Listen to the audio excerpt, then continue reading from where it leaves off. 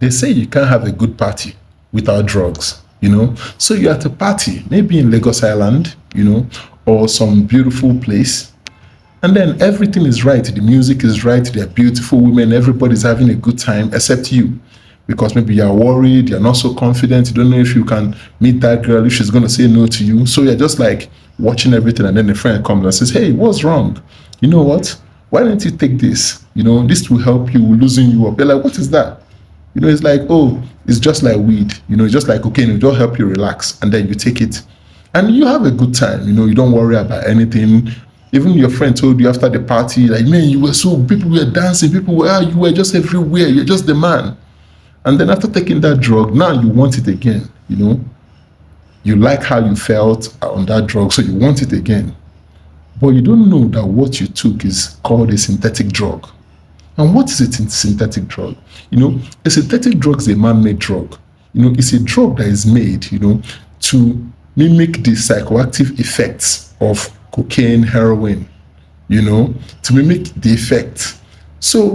But what makes synthetic drug different is that they are sometimes 10 times more potent, than these traditional drugs. This weed, cocaine, heroin, they are 10 times more potent, And again, what you need to understand about synthetic drug is they are made in a lab. Someone makes it specifically to make sure that people become addicted to it. That's why they are made. They are made so that people will become addicted to it.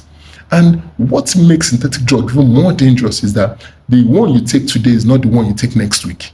They tend to vary the chemical components of it, the chemical composition of it, because they are trying to evade regulation, and because they found that they are always trying, they found out that this combination is more potent than that combination. So what you take today may not be what you take next week or the other week.